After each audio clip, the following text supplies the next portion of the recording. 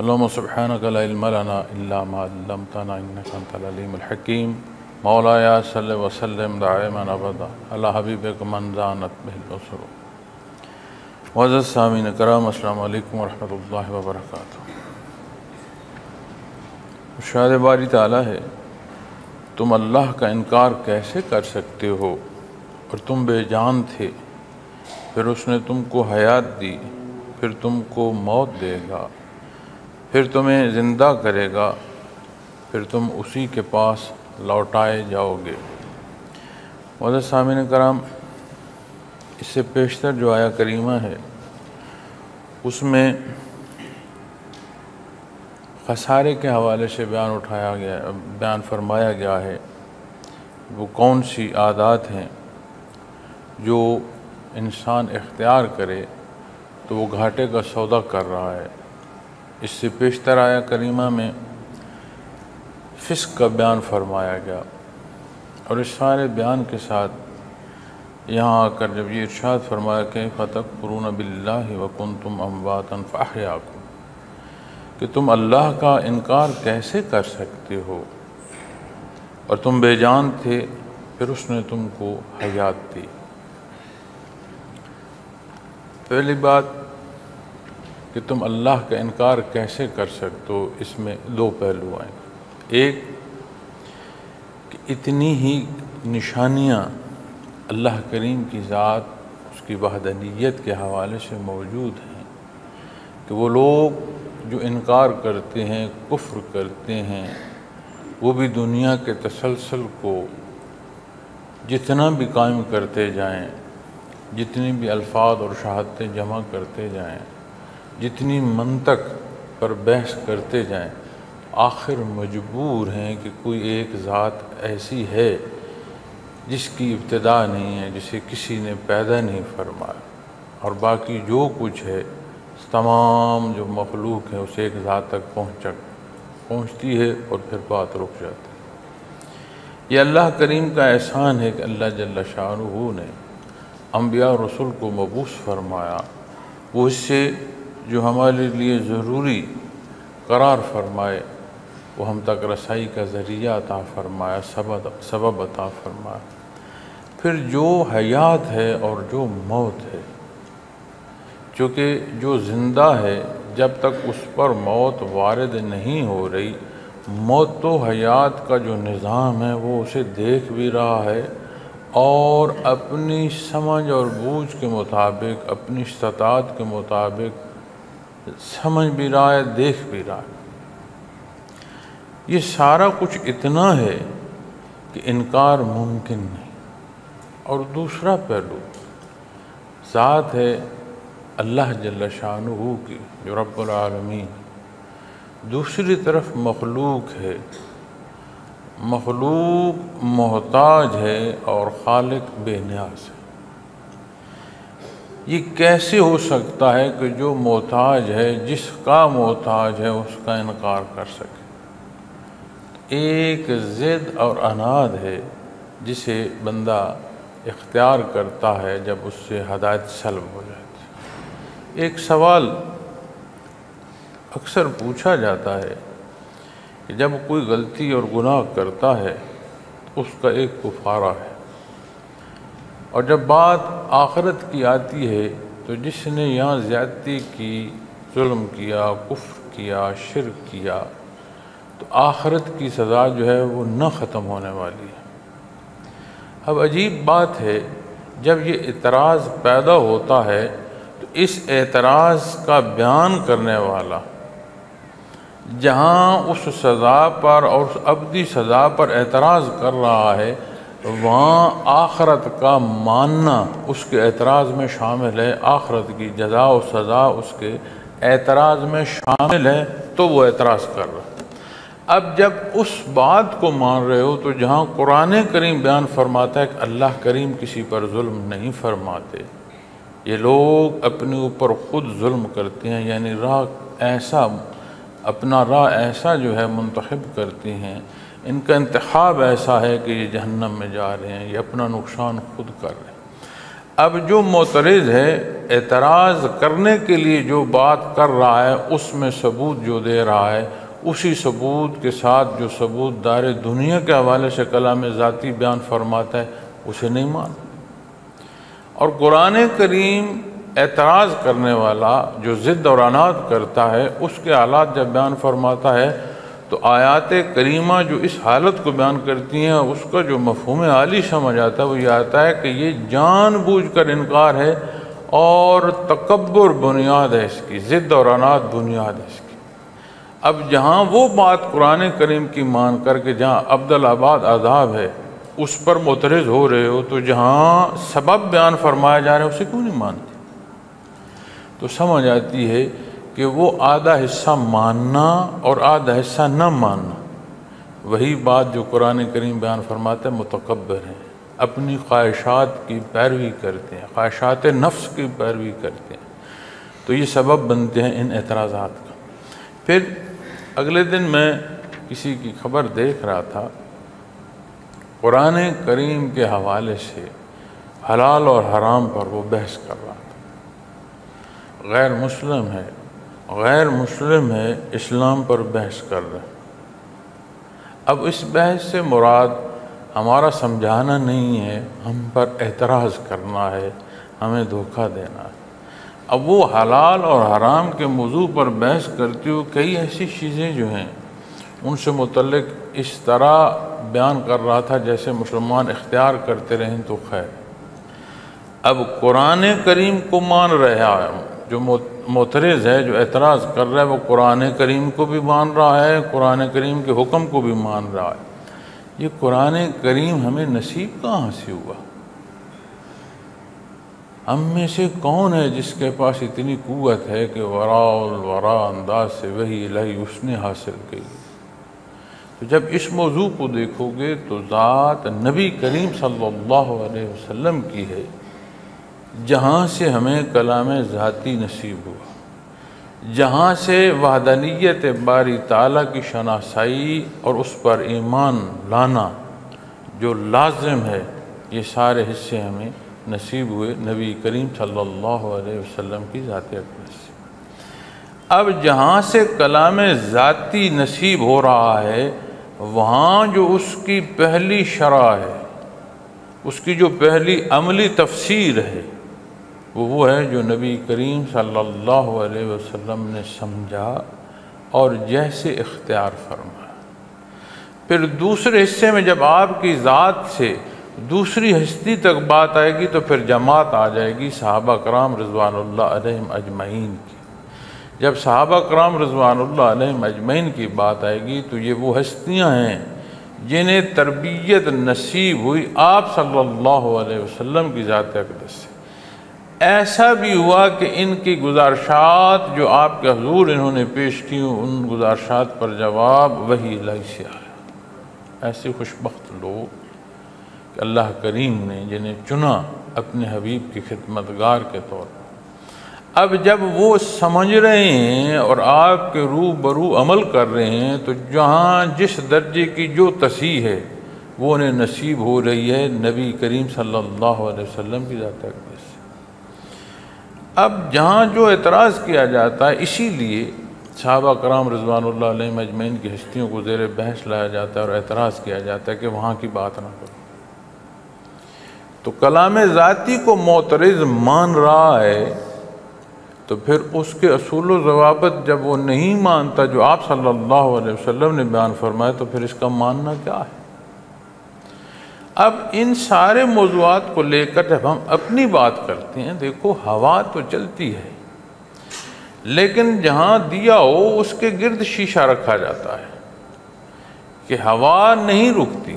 اب اگر کوئی اعتراض کر رہا ہے، ضد کر رہا ہے، وہ اپنا انجام پا لے گا، لیکن بندے مومن اس اعتراض کی جو ہوا ہے اس کے ساتھ جو وہ گم ہو رہا ہے، اس آندھی کی نظر جو بندے مومن ہو رہا ہے تو اسے اس مقام کو دیکھنے کی ضرورت ہے کہ بحیثیت مسلمان جو میرا جاننا ہے، جو میرا ماننا ہے، اس کے ساتھ جو جاننا ہے، جو یقین ہے، وہ کس درجے کا ہے۔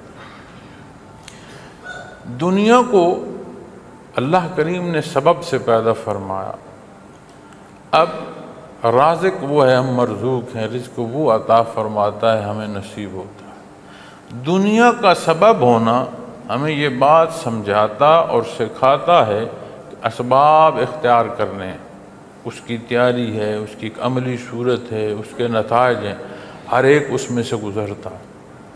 اب تعلیم انسان کی تربیت کا سبب ہے، لیکن حال یہاں کو پہنچ چکا ہے کہ تعلیم جو ہے وہ ہمارے لیے ذریعہ معاش کا ایک نظم ہے۔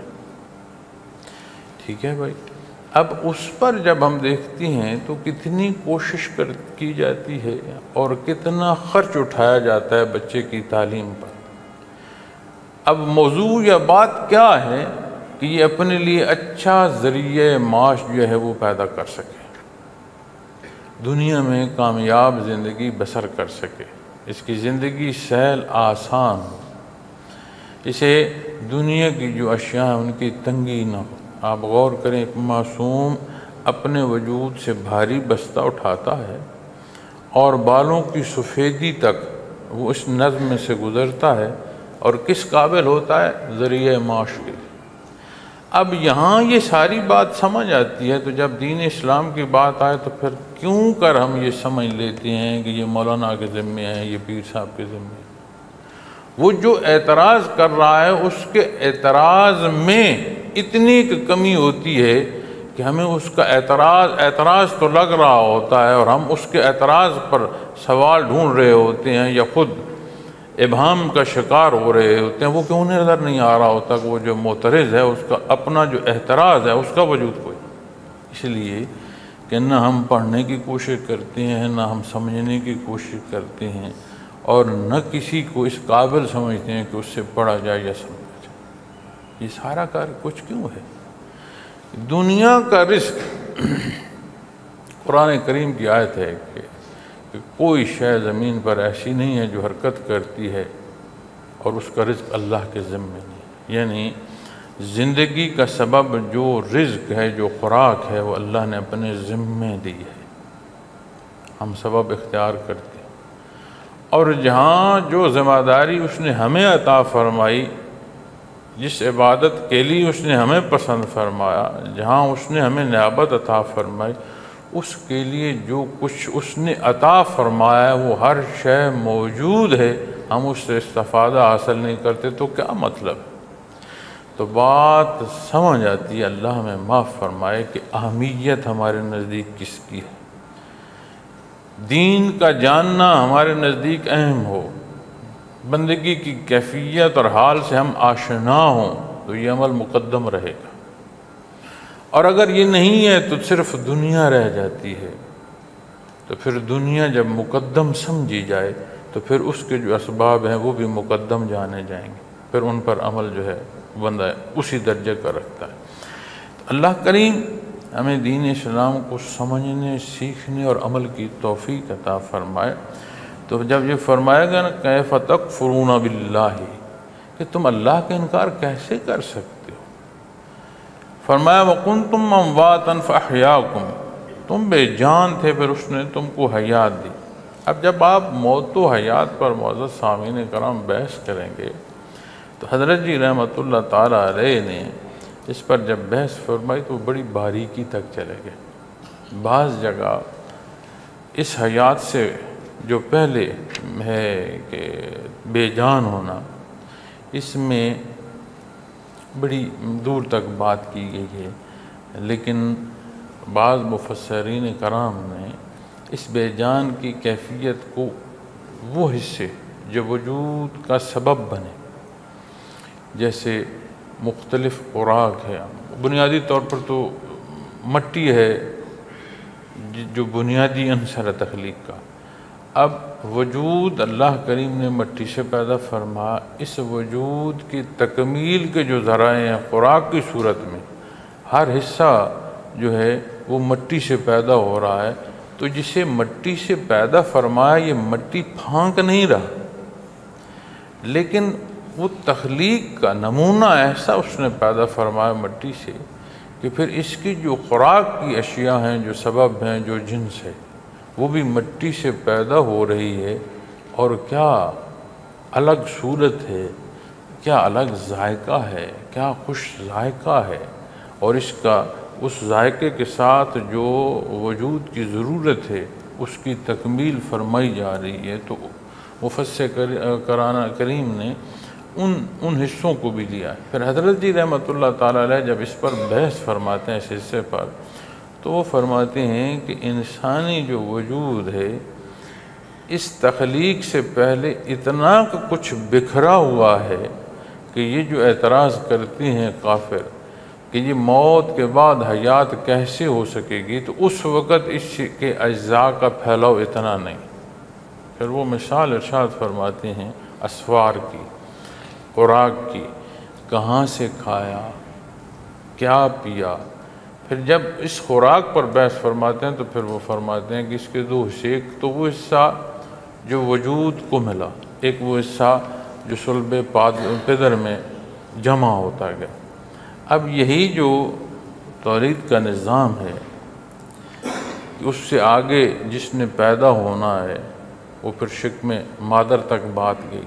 پھر جیسے والد کی خوراک سے ایک حصہ جمع ہوتا گیا جو اس کی حیات کا سبب بنا، اسی طرح جہاں اس کا وجود اللہ کریم نے پیدا فرمایا اور ایک نظام حیات اسے عطا فرمایا اس جہان فانی سے پہلے، تو وہ جو شکم مادر میں اس کا نصیب اسے عطا ہو رہا ہے، وہ ماں بھی تو خوراک کھا رہی ہے، تو جو اس کے وجود کا حصہ ہے وہ اس کے وجود تک پہنچ رہا ہے، اور جو بچے کے وجود کا حصہ جس سے بچے کا وجود پیدا ہو رہا ہے اس کا خوراک، اس کا حصہ اس تک پہنچ رہا ہے۔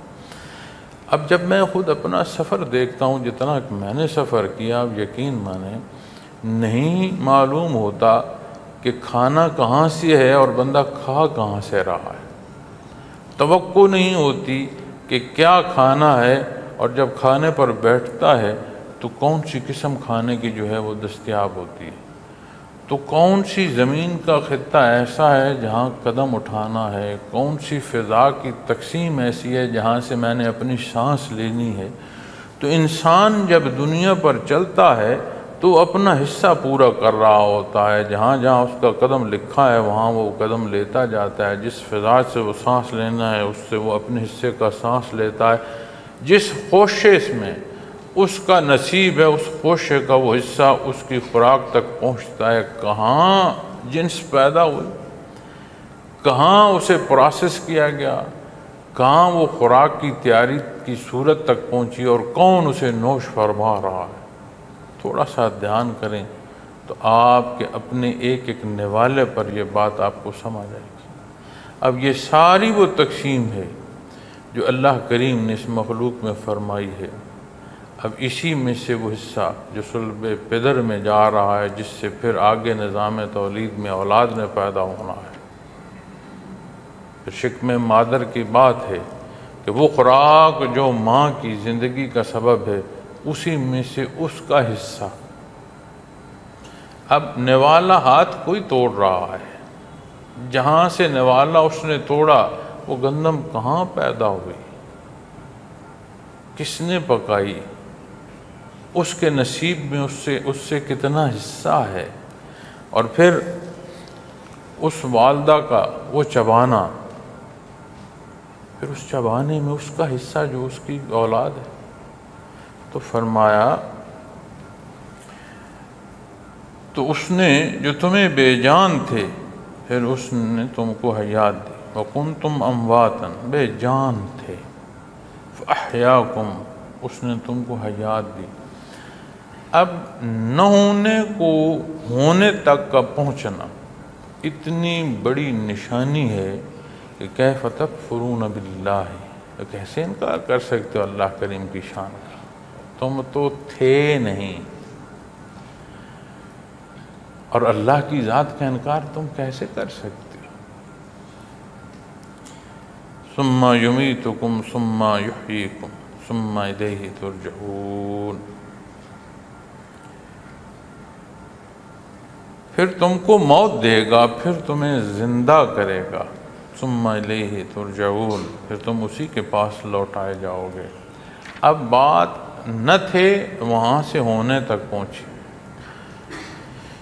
تو حیات تک جب بات پہنچی، بے جان سے حیات تک بات پہنچی، تو یہاں بات ختم نہیں ہوئی۔ ثم یمیتکم، پھر تم کو موت دے گا، یعنی جو حیات سے موت میں جاؤ گے یہ بھی اس کا دست قدرت ہے کہ پھر تمہیں موت دے گا۔ بات ختم نہیں ہوتی۔ ثم یحییکم، پھر تمہیں زندہ کرے گا۔ تو اس پر کفار بڑا اعتراض کرتے تھے کہ جی اگر ہمارے پہلے جو دنیا سے گزر چکے ہیں وہ زندہ ہوتے تو ہم بھی مان لیتے۔ تو یہ کیسے ہے کہ جب ہم مر گئے، مٹی ہو گئے، وجود بکھر گیا، خاک ہو گیا، ہڈیاں گوشت پوشت گل سڑ گیا، ہڈیاں ٹوٹ گئیں، تو یہ کیسے ممکن ہے کہ پھر دوبارہ زندہ کیا جائے گا؟ تو قرآن کریم ابتدا میں فرماتے بے جان تھے۔ تو وہ جو بے جان تھے، جس کا رزق زمین پر اتنا پھیلا ہوا ہے، وہاں سے سمٹتا ہوا ایک وجود اللہ کریم نے پیدا فرمایا، نہ ہونے کو حیات دی۔ جب حیات دی تو پھر فرمایا پھر تمہیں موت دے گا۔ اب جب ہم موت کی بات کرتے ہیں تو الفاظ شاید بلکہ یقیناً اس کیفیت کو نہیں بیان کر سکتے جو صاحب موت پر وارد ہو رہی ہوتی۔ اور جب انسان کو زندگی اور موت یہ ایسے سامنے نظر آنا شروع ہو جائے نا، چونکہ حیات تو ہے، موت سامنے نظر آنا شروع ہو جائے تو یہ موقع ہوتا ہے موت و حیات روبرو ہے، کہ ہے تو زندہ لیکن موت وارد ہو رہی ہے، تو پھر اس وقت تڑپ اٹھتا ہے کہ جو کچھ ہے لے لو، مجھے زندگی چاہیے۔ تو وہ مالک ہے زندگی اور موت کا، اور تم اعتراض کر رہے ہو کہ جب ہم خاک ہو گئے تو واپس حیات تک کیسے پہنچیں گے؟ ہمارے اجداد جو ہیں وہ کیوں پھر اس طرح مردہ انہیں کیوں نہیں زندہ کیا جا رہا؟ تو قرآن کریم نے قیامت کے دن کا ارشاد فرمایا ہے کہ ایک دن اللہ کریم نے مقرر فرما دیا ہے جس دن حساب ہوگا۔ اب جس دن حساب ہوگا اس دن تک اس مخلوق کو جہاں جب تک جتنی فرصت اللہ کریم نے عطا فرمائی ہے وہ اپنے حصے کا جو وہ فرصت ہے اس کا تصرف کرتے ہوئے اس حیات سے موت میں تبدیل ہوتا ہے۔ پھر جب وہ موت کی وادیوں میں پہنچتا ہے اس حصے کو، اس پردے کو قرآن کریم جو ہے وہ برزخ بیان فرماتا ہے کہ برزخ ایک پردہ ہے، اس میں وہ پہنچتا ہے۔ اب ہر کوئی جو مسافر انتظارگاہ میں پہنچ گیا، جو عمل کیا ویسی انتظارگاہ، پھر جب بات قیامت کی آئے گی تو پھر اللہ کریم سب کو حیات دیں گے۔ وہ حیات جو برزخ کی ہے اس میں جہاں جیسا ہے، چونکہ یہاں موضوع برزخ یا برزخ کی حیات نہیں ہے، لیکن موت و حیات میں جب دوبارہ قبروں سے یہ مخلوق اٹھائی جائے گی تو ہر کوئی اپنا حساب لیے کھڑا ہو۔ پھر اس نے کیا، اس کی کیسے زندگی گزری، اس نے کیا پسند کیا، کس عمل کو اختیار کیا، جو اختیار اللہ کریم نے اسے عطا فرمایا اس کے جو تصرف ہے وہ کیسا ہے، پھر بات وہاں آئے گی۔ تو اسی طرح قرآن کریم میں یہ بھی بیان فرمایا گیا ہے کہ جب یہ اللہ کے عذاب کی بات کرتے ہیں تو قرآن کریم جواب میں یہ بھی ارشاد فرماتے کہ اگر اللہ کریم ایک دن مقرر نہ فرماتے تو جو یہ مانگ رہے ہیں انہیں ابھی مل جاتا، یہ جو غلط اور صحیح کی بحث کر رہے ہیں ابھی ان کا انصاف ہو جاتا۔ تو وہ جو ایک انکار کرتے ہیں کہ مر گئے تو پھر تو مٹی ہو گئے، پھر کیسے زندہ ہوگے، وہی تمہیں زندہ کرے گا جب تم بے جان تھے، شے تھے کوئی نہیں۔ تو نہ ہونے کو ہونا عطا فرمانا، پھر ہونے سے موت اور پھر حیات، یہ تو پہلے سے آسان ہے۔ پہلے اتنا کہ بکھرا ہوا وجود ہے، ذرات ہیں، کہ اس سارے کا جمع ہو کر ایک مقام پر پہنچنا اور وجود کا تشکیل تک پہنچنا، وہ بہت زیادہ بکھرا ہوا وجود تھا، جمع ہو گیا۔ اب بات آ گئی دوبارہ حیات کی، تو جب یہ انکار کرتے ہیں تو وہ فرمایا جا رہا ہے پھر تم کو موت دے گا، پھر تمہیں زندہ کرے گا۔ یعنی بات یہاں ختم نہیں ہوگی۔ تو یہ جو موت و حیات کا ارشاد فرمایا گیا، یہاں یہ بات بھی واضح ہوتی ہے کہ نہ تھے ہونا نصیب ہوا۔ اس ہونے میں کارگزاری کیا ہے، انتخاب کیا ہے؟ جو کچھ دیا گیا چونکہ تمہارا تھا نہیں، جس کا دیا ہوا ہے اس کے حکم کے مطابق کہاں تک رہے۔ جب دوبارہ حیات آئے گی تو وہ تمہیں ثم یحییکم، اور پھر تمہیں زندہ کرے گا، ثم الیہ ترجعون، اور پھر تم اسی کے پاس لوٹائے جاؤ گے، یعنی وہاں حاضری ہوگی، روبرو ہوگی۔ جو اعمال نامہ ہے وہ لے کر اس کے حضور حاضر ہو جاؤ گے۔ جب اس کے حضور حاضر ہوگے تو ظاہری بات ہے پھر حساب کتاب کی بات آ گئی۔ تو معزز سامعین کرام، ہماری زندگی کا ایک ایک حصہ اس بات کی شہادت دیتا ہے کہ کیف تکفرون باللہ، تم کیسے اللہ کا انکار کر سکتے۔ پھر اس موضوع پر ایک جو کیفیت ہے یا حال ہے وہ بھی عرض کرنا چاہوں گا، چونکہ میرا مقصد قرآن کریم کی تلاوت اور اس کا ترجمہ اور اپنی جو کم فہمی کے مطابق بھی جو اللہ کریم سمجھ عطا فرمائے گزارشات پیش کرنا صرف یہ نہیں ہے۔ قرآن کریم کا چھونا، قرآن کریم کا دیکھنا، قرآن کریم کی تلاوت کا نصیب ہونا، اس کے معنی اور مفاہیم تک نصیب ہونا، یہ اللہ کریم کا کرم اور احسان ہے۔ لیکن جب اسے ہم دنیا کی زندگی اور اپنی اس باہم گفتگو کے تحت دیکھیں گے تو ضروری حصہ یہ ہے کہ اس سارے کے تحت ہم اپنی زندگی کا جو راہ ہے، جو تعین ہم نے کر رکھا ہے، اس کی کمی بیشی ہے، اس کی نگہداشت کی جائے، وہاں دیکھا جائے۔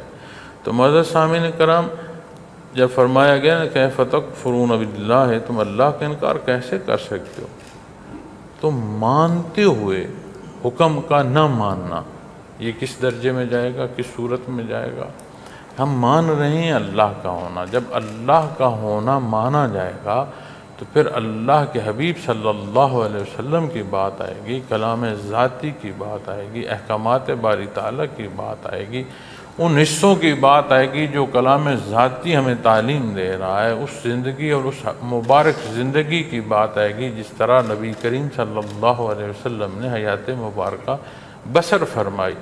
اس پورے اجماع کی بات آئے گی جس طرز پر اس اجماع امت نے اپنی زندگی بسر کی۔ اس سارے کے سامنے جب روبرو کھڑے ہو کر دیکھو گے تو پھر سمجھ آئے گی کہ میرا جو ماننا ہے وہ کس درجے کا ماننا ہے۔ مانتا ہوں تو کیا اس ماننے میں اتنی قوت ہے کہ وہ ماننا میرے عمل کو متاثر کرتا ہے اور میں اس حکم کے مطابق زندگی بسر کرتا ہوں، یا میرا ماننا اتنا کمزور ہے کہ وہ کمزوری میرے عمل کو متاثر ہی نہیں کر سکتی، تو جب میں عمل پر آتا ہوں تو جو میرا نفس چاہتا ہے وہ میں کرتا ہوں، جو خواہشات نفسانیہ ان کی پیروی میں لگا رہتا ہوں، یہاں شیطان مجھے دھوکہ دیتا ہے اسی دھوکے کو میں اپنی رہنمائی سمجھتا ہوں، اسی کی نظر ہو جاتا ہوں۔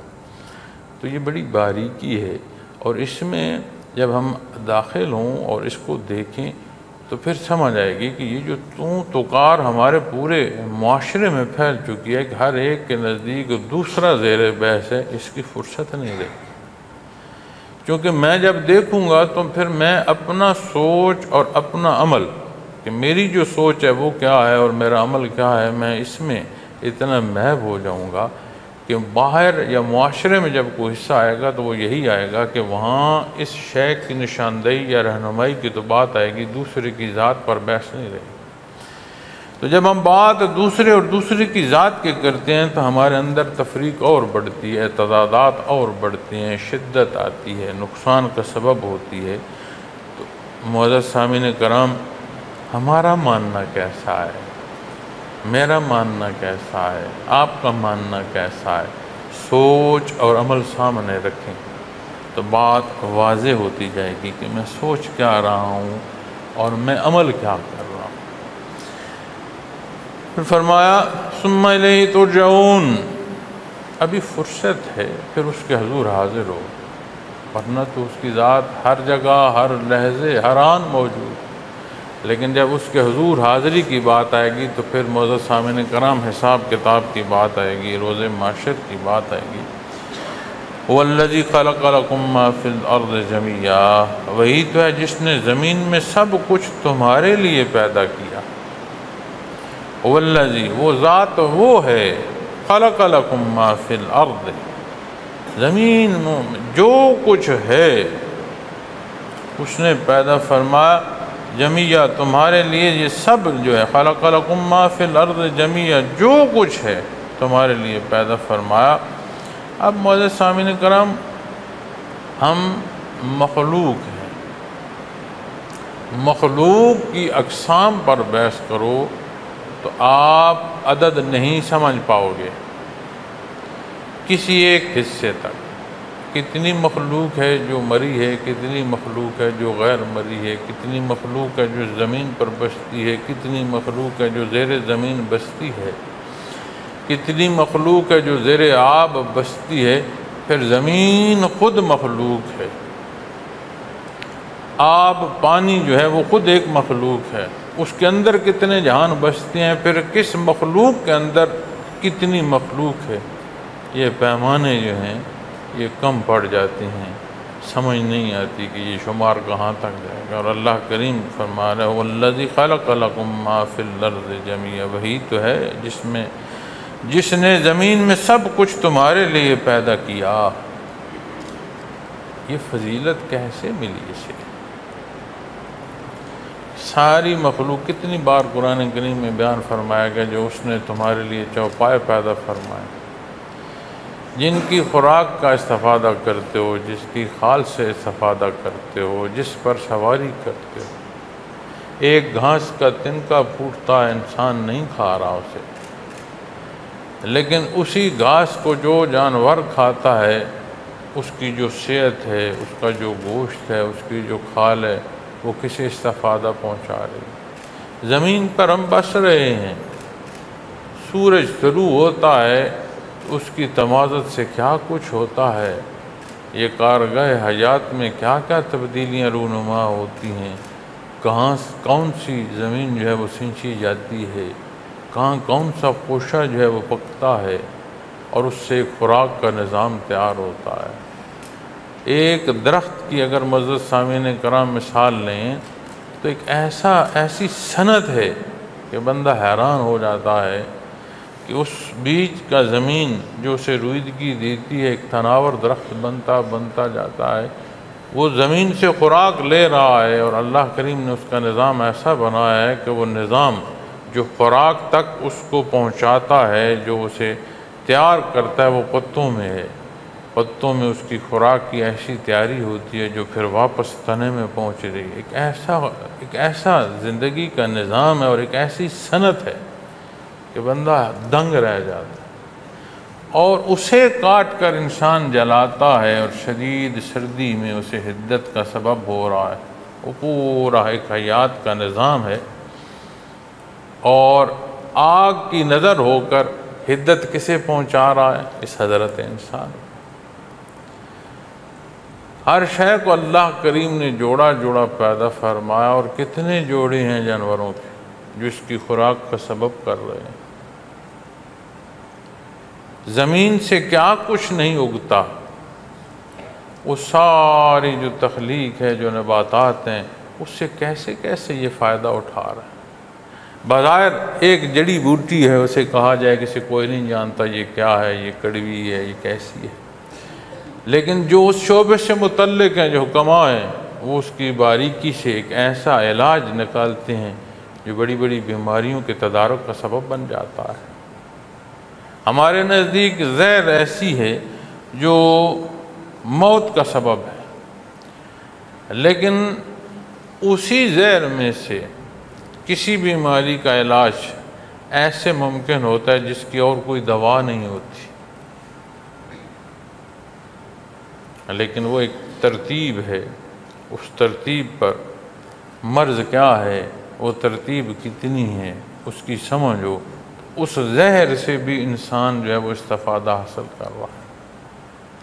تو جب ہر شے اللہ کریم نے مخلوق کے لیے پیدا فرمائی ہے، تو پھر اس میں وہ حدود و قیود جو حلال حرام کے اللہ کریم نے مقرر فرمائی ہیں، جو نبی کریم صلی اللہ علیہ وسلم کی ذات اقدس نے ہمیں تعلیم فرمائی ہیں، ان اصولوں کے تحت اس نے اس سے استفادہ حاصل کرنا ہے۔ لیکن سوال پھر بھی کہ جیسے ہم مخلوق ہیں، یہ ساری اللہ کی مخلوق ہے۔ اس حضرت و انسان کو اللہ کریم نے اتنا مقام عطا فرمایا ہے کہ ساری جو مخلوق ہے اس پورے عرض کی، وہ اس کی نوکری دے رہی ہے، اس کے فائدے کا سبب ہو رہی ہے۔ تو پھر یہ کائے کو ہے؟ دنیا کی کسی شے کا بے سبب ہونا اسے کوڑے دان کی نظر کرتا ہے۔ اپنے گھر کی مثال لے لو، کوئی زائد شے، خراب شے جو کسی قابل نہ رہے، اس کے ساتھ کیا کرتے ہو؟ بالا خانوں میں سجاتے ہو یا پھینک دیتے ہو؟ کوڑے دان کی نظر کرتے ہو؟ کوئی خوراک جس میں تعفن پیدا ہو جائے اسے کیا کرتے ہو؟ واپس خوراک میں سنبھال کر رکھتے ہو یا پھینک دیتے ہو؟ تو جب دائرے دنیا کی کوئی شے جس سے استفادہ نہ ہو سکتا ہو، زائدہ ضرورت اور اپنا وجود کھو چکی ہو، اس کے ساتھ کیا ہوتا ہے؟ ان ساری مثالوں کو اپنے گرد و پیش تو ہم دیکھیں، اپنے آپ کو نہ دیکھیں کہ کیا میری جو زندگی ہے، میرا جو عمل ہے وہ کیا ہے، کیسا ہے؟ کیا میرے جو معمولات ہیں وہ تعفن زدہ تو نہیں ہو گئے؟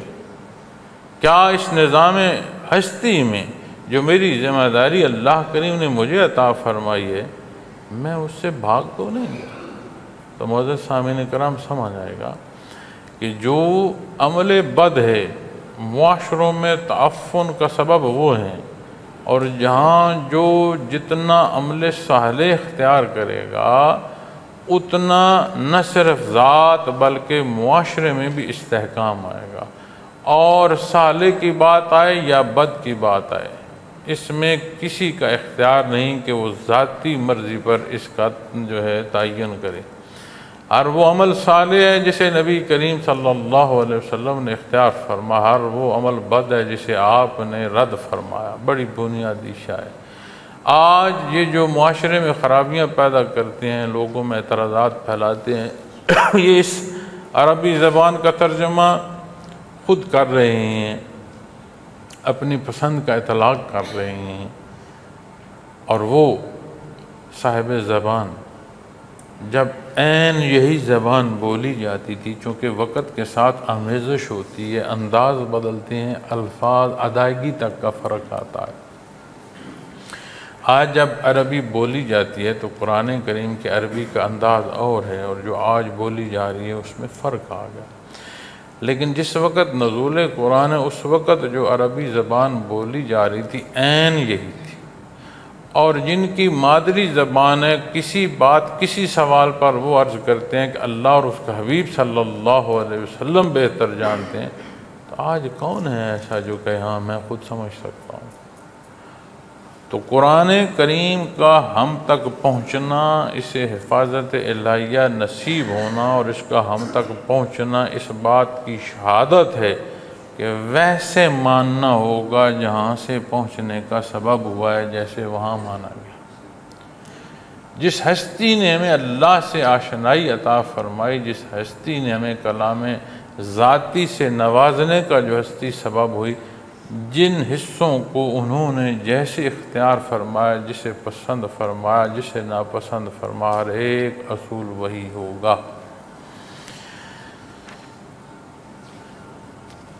تو ہر شے تمہارے لیے ہے، تم کس کے لیے ہو؟ یہ بات سمجھ آ جائے معزز سامعین کرام تو مسئلہ حل ہو جائے، اور یہ ادراک کہ اللہ کریم نے اپنی عبادت کو پیدا فرمایا، کتنی بڑی عطا ہے کہ ہر شے دنیا میں اس نے تمہارے لیے پیدا فرمائی۔ تمہیں کس لیے پیدا فرمایا؟ اپنی ذات کی عبادت کے لیے۔ سبحان اللہ۔ ثم استوى على السماء فسواهن سبع سماوات۔ پھر آسمانوں کی طرف توجہ فرمائی تو 7 آسمان درست بنا دیے۔ وَهُوَ بِكُلِّ شَيْءٍ عَلِيمٌ، اور وہ سب چیزوں سے آگاہ ہے۔ پھر بات رکتی نہیں زمین کی تخلیق تک، آسمانوں کی وسعتوں تک بات جاتی ہے۔ سما وہ شے جو بلندی پر ہو، سب سے اوپر ہو۔ پھر آسمانوں کی طرف توجہ فرمائی تو 7 آسمان درست بنا دیے۔ تو قرآن کریم نے آسمان کی صورت سے پہلے دھواں بھی ارشاد فرمایا ہے، تخلیقی مراحل کا ارشاد فرمایا، اوقات کے حوالے سے جو ہے وہ بیان فرمائی۔ لیکن آسمان جب اس تخلیق کے ساتھ پورے عرض کے ساتھ بات آ رہی ہے تو آسمان کی وسعتوں میں جو اللہ کی مخلوق ہے، جو سورج، چاند، ستارے، سیارے ہیں، ان کے اثرات اس زمین پر جو ہے زمین کو متاثر کرتے ہیں۔